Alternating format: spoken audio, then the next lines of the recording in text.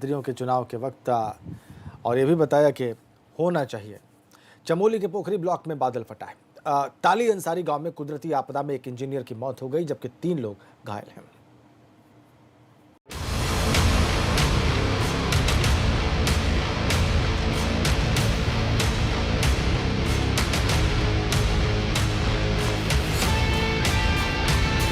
चारों ओर बिखरा मलबा कुदरत के कहर की गवाही दे रहा है। चमोली के पोखरी ब्लॉक में आसमान से बरसी आफत ने सब कुछ तहस नहस कर दिया।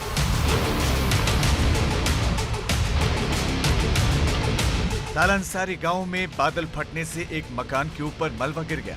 हादसे में मकान के अंदर सो रहे एक कंपनी के जेई की जान चली गई, जबकि पोकलैंड ऑपरेटर और 2 मजदूर घायल हैं।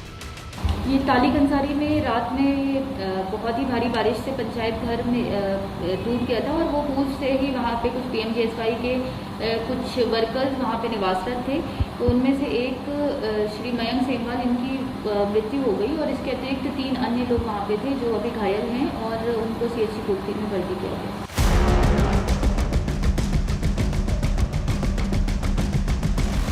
ग्रामीणों की माने तो सुबह 3 बजे के करीब अचानक बादलों की तेज गड़गड़ाहट के साथ तेज बारिश होने लगी। देखते ही देखते ढेर सारा मलबा गांव में आ घुसा। कुदरत के कहर में जिन इंजीनियर की जान गई है, वो सड़क निर्माण कर रही एक कंपनी के साथ काम कर रहे थे, मगर क्या पता था कि कुदरत का कहर उनकी जान ले लेगा। चमोली से लक्ष्मण राणा की रिपोर्ट, एबीपी गंगा।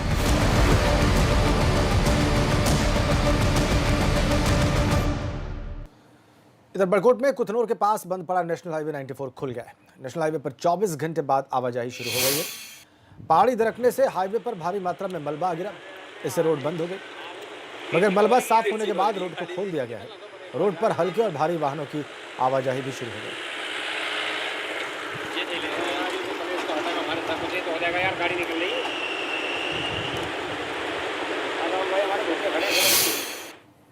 इधर टिहरी में नेशनल हाईवे 94 पर मलबा गिरने की वजह से ये राजमार्ग बाधित है। ऐसे में छोटे वाहनों को पीटीसी रूट पर डाइवर्ट किया गया है। बड़े वाहनों और पहाड़ी क्षेत्रों में सामान पहुंचाने वाले वाहनों के लिए फिलहाल कोई वैकल्पिक व्यवस्था नहीं है। इस वजह से पहाड़ी क्षेत्रों में सब्जी, फल, दूध और दूसरे खाने पीने की चीज़ों की किल्लत हो गई। जिला प्रशासन ने छोटे वाहनों के लिए जो रूट डाइवर्ट किया है वो भी करीब 20 किलोमीटर लंबा और संकरा है।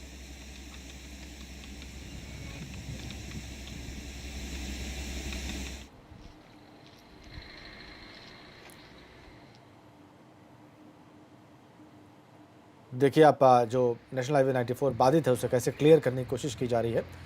छोटे वाहनों के लिए रूट बदला गया है, लेकिन 20 किलोमीटर लंबा और संकरा।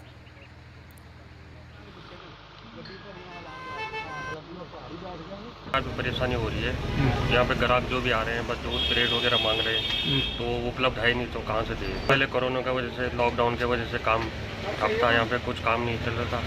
अब जो परेशानी हो रही है रोड बंद से, दूध वगैरह ब्रेड वगैरह कुछ नहीं आ रही, तो ग्राहक जैसे आ रहे हैं वैसे ही वापस जा रहे हैं। और नेशनल हाईवे पर जरूरी सामानों की आपूर्ति बाधित हो गई है।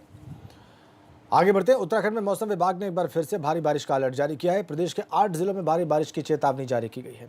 28 अगस्त तक देहरादून, पौड़ी, नैनीताल, टिहरी, पिथौरागढ़, बागेश्वर, चमोली और हरिद्वार में भारी से भारी बारिश की आशंका जताई है मौसम विभाग ने। 8 जिलों में भारी बारिश का अलर्ट। 28 अगस्त तक भारी से भारी बारिश का अलर्ट।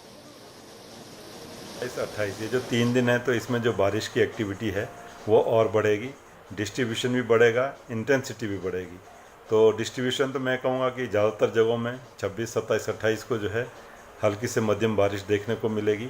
लेकिन जहाँ तक भारी या बहुत भारी बारिश की बात है, तो वो भी देखने को इस दौरान मिलेगी, जिसमें कि अंदर के डिस्ट्रिक्ट्स की बात करें तो उसमें पिथौरागढ़, बागेश्वर, चमोली ये डिस्ट्रिक्ट मुख्यतः रहेंगे।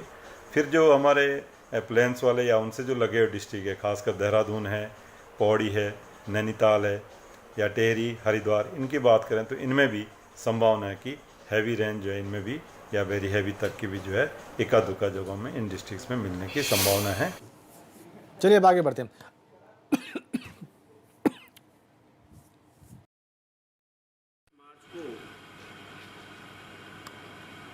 अब हमारी जनता की जनता की पीड़ा बहुत आभारी हूँ। विशेषकर हमारे जो मीडिया के साथी सभी आ चुके हैं, तो देखिए आप बैठे कांग्रेस के इन सब की ओर से मैं आप सबका आभार व्यक्त करता हूँ, आपका धन्यवाद करता हूँ। हल्द्वानी के दौरे पर रहे कांग्रेस के पूर्व प्रदेश अध्यक्ष किशोर उपाध्याय पार्टी के अंदर की फूट की बात को माना है उन्होंने। किशोर उपाध्याय ने कहा कि जब भी कोई कांग्रेस का नेता किसी बड़े पद पर पहुंच जाता है तो वो राहुल गांधी का साथ नहीं देता। किशोर उपाध्याय ने प्रदेश सरकार की जीरो टॉलरेंस नीति पर भी सवाल उठाए। साथ ही उन्होंने कहा कि प्रदेश में बेरोजगारी बढ़ रही है, विभागों में कमीशनखोरी हो रही है, मगर सरकार खामोश है। मैं देख रहा हूं कि इंदिरा जी के वक्त से लेकर के जब कांग्रेस के नेताओं को अपने स्वार्थ के लिए कुछ चाहिए होता है कि हम मंत्री, मुख्यमंत्री, राज्यपाल ये सब बन जाएं, वो गांधी परिवार को आगे कर देते हैं। उन्होंने जो है राजीव जी को आगे किया, उन्होंने सोनिया जी को आगे किया। और जब ये आती है कि भाई रिस्पॉन्सिबिलिटी की बात है, तुम्हारी भी जब बराबर की रिस्पॉन्सिबिलिटी है, तब आप पीछे हट जाते हो, तो ऐसा नहीं हो सकता है।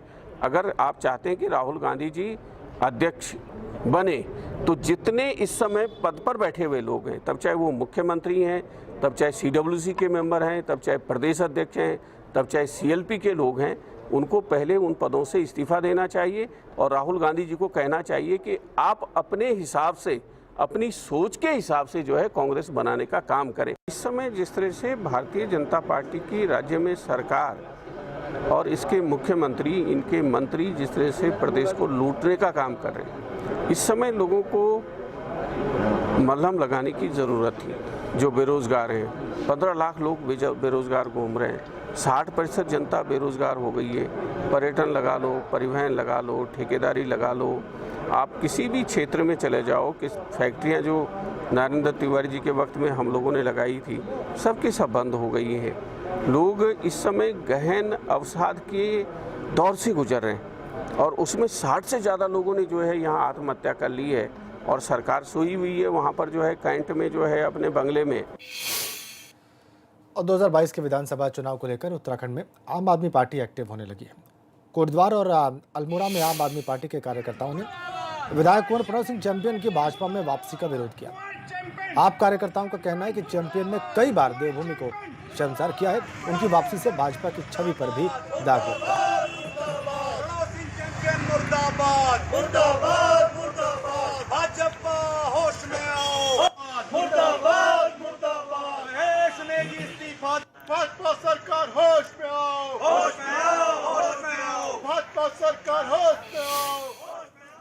इधर मसूरी में कोरोना के मामले फिर से बढ़ने लगे हैं। उप जिला चिकित्सालय में कार्यरत महिला और डॉक्टर की रिपोर्ट पॉजिटिव आई है। इसके बाद से अस्पताल में हड़कंप मचा हुआ है। इससे पहले भी 7 लोगों में कोरोना की पुष्टि हो चुकी है। महिला के संपर्क में आए मरीजों और लोगों की जांच की जा रही है। महिला अस्पताल में मरीजों के रजिस्ट्रेशन का काम करती थी।